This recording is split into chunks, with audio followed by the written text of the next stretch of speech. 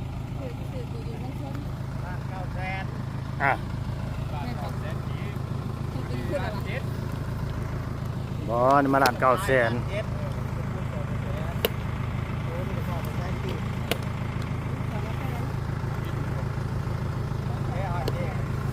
เจ็ดเอามาวินอยู่บ่เจ๊เอาอยู่บ่วินนะบ่เอา บ่ เอาขยะเนาะ ล้าน900,000ล้าน900,000ก็ ใครเจอบ่ ประมาณ 3,000 บาทพุ่นแหละพี่น้อง ไปกับเมียมันก็ปีดนั่นแหละ บ่กล้าไปบ่นะคั่นน่ะ โอ้ยกล้าไปเด้อไปกับบ้านเพิ่นนี่แล้วกำไรหมด1,000 บาทไปเอารถหวนมาดึงหมูก็เป็น1,000 2,000น่ะสุดท้าย เบิดพอดีบ่ ย่ามแดงมันมันแหนมันไปกันคนอยู่อันนี้มันลบไปล่อเว้ย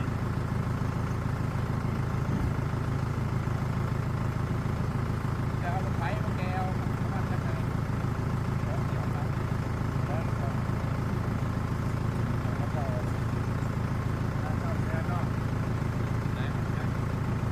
แล้วก็ได้แล้วบอลลิงบอลเดี๋ยวลิงบอลเลย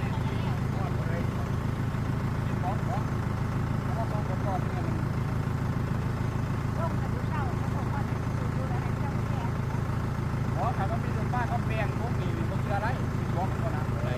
ถ้ามีรถถอนมาจ้างเขาเอาลง2 โค้งกันเสีย2 แสนอยู่ได้แมนแปลงเรา1ไปครับรถได้บัดนี้ตามยังไปบ่ได้แล้วแมนถ้ามีรถถอนกายมาวางของกายมา4,800ครับผม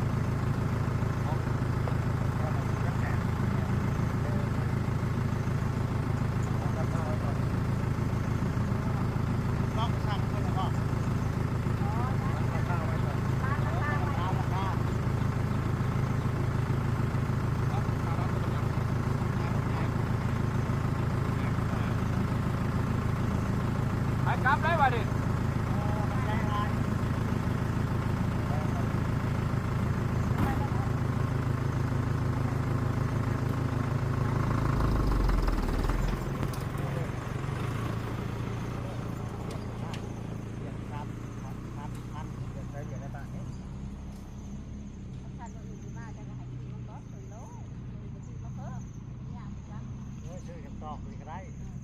เอาไปซื้อนะ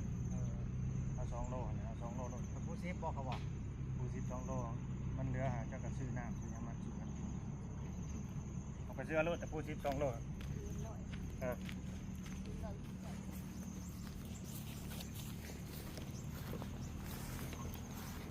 รับเลยบ่ กลับแล้วบัดนี่ ยังรถไทยก็ถอยเอาแบบ โอ้เราก็บ่กล้าไปเนาะนี่เนาะ ใช้บ่ย่านเนาะเอาก็ยัง โอ้มันหนักเนาะรถอันนี้เนาะไปมันก็สิจมลงแหม่มๆเลยแหละ คุ้มเสมอใครยุคุ้มก็คุ้มเงี่ยงบาด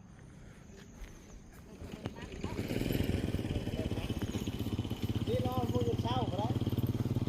เออ ใส่ตลาดมาเลย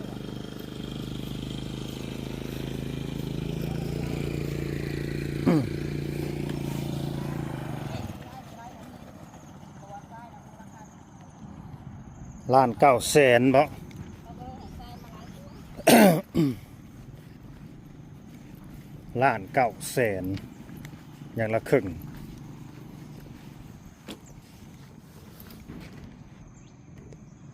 ว่านี่เขาเอารถไทยมาแก่เข้าไปบ้านนี่พี่น้องเลยเฮ็ดในได้แหละเฮ็ดเพื่อห้องน้ำน้ำอันนี้เพื่อเด้อแต่ว่ายังบ่ได้มีผู้ใหญ่เพิ่นซอยเข้ามาเด้ยังบ่มีงบพี่น้องเลยทางก็ทำไมเขาเฮ็ดตัวนี้ปั๊บตัวนี้ใหม่ก็ได้ แต่มันก็สิรถเฮาบัดบ่กล้ามาพี่น้องเอ้ยในนี่นะขยะมันโง่ยลงนี่ แต่รถไถน่ะมาได้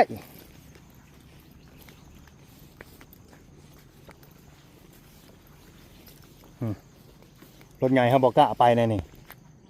หรือจะเอารถใหญ่มาในนี่บ่รถใหญ่มานี่บ่ เขามามือเนี่ยเขายังฆ่าเขาเหยียงมันเหยียงนี่เอ้นี่ อย่างในนี้ อ้อ ปีนลงนี่พอแห้งแล้วเนาะสวยบ่คุ้มค่า พี่พอเล่าเสียรถไปพี่ป้านี่ถ้าเบิ่งเด้อเสียรถไปเด้อถ้าทายให้พี่น้องเบิ่งเด้อเสียรถไปนี่เด้อ